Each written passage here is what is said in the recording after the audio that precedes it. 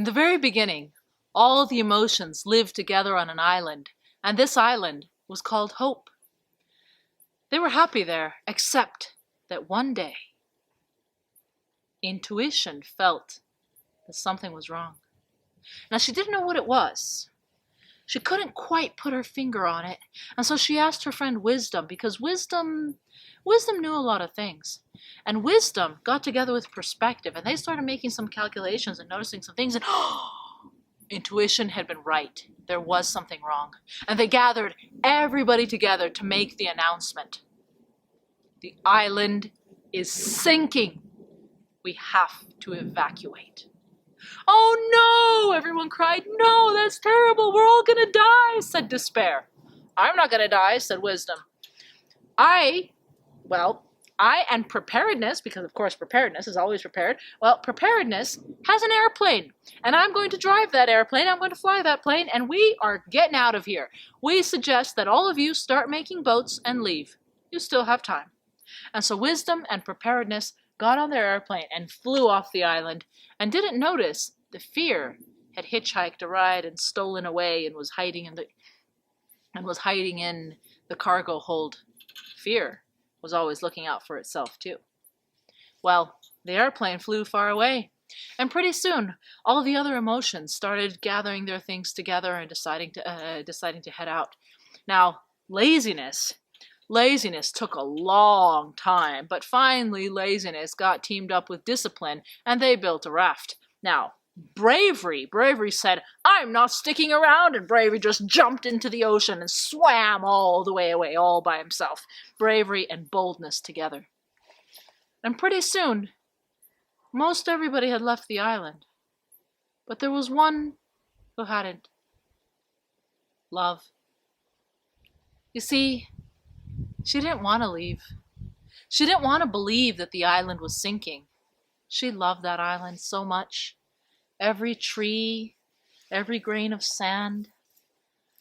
She had so many good memories on this island. How could she abandon it? No, it wasn't sinking. That couldn't be. But pretty soon she was the last one left. And she saw that, yes, it was.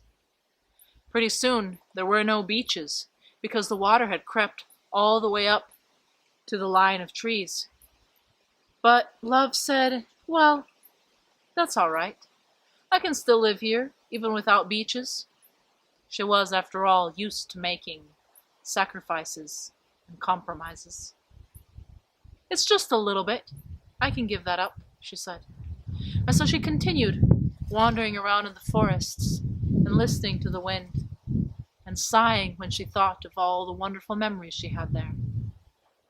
But pretty soon, the water started creeping up into the forest too. And she had to climb higher and higher. And it wasn't until she was at the highest part of the island and water was all around that she realized that yes, the island was sinking. And if she didn't leave, she would drown too. And she couldn't do that, because she couldn't let there be no love in the world. She knew that even though she wanted to hold on to this island with all her might, she was needed elsewhere. But now what could she do? It was too late. All the trees were underwater. There was nothing for her to build a raft with. Fortunately, however, someone was passing by. Oh, please, she cried out when she saw a boat passing by. Please, can you save me? It was Bitterness. Save you, said Bitterness. There's no room for you in my ship, and besides, I'm better off without you anyway. And Bitterness sailed off and disappeared. Love climbed up higher on the rock, and then there was another ship that was all bedecked with jewels and streamers and decorations. This was Vanity. Please, can you help me? Cried out Love. Vanity had come back because she had forgotten something. She always did. But when she saw Love, said, oh, I'm sorry, but no. I can't. You're all It would look bad, if I had you on my ship. Sorry, I'm sure you'll find something. And Vanity left. Now, Wealth came by, and his gleaming, brand new, expensive ship. Can you help me? Said Love. No, said Wealth. I don't have room for you. And Wealth went off. And Love was left clinging to the very top of the rock, weeping. But just then, an old, old, old man in a small rowboat came by. Come, get in, he said, just after Love had already given up and was certain that she was going to drown and she would never exist again. Get in, said the old man. She was surprised. She hadn't expected anybody to come back. Really? She said. Yes, really, said the old man. Get in. And he pulled her into his little boat and rowed silently to shore. And she looked back, just in time to see the waves cover up the island forever. There will never be an island like that one again, wept Hope. Nope, said the old man, rowing. Never again. Oh, said Hope, having thought that he was going to comfort her in some way. Never again? Nope, he said. But it'll grow back. Differently, but it'll grow back.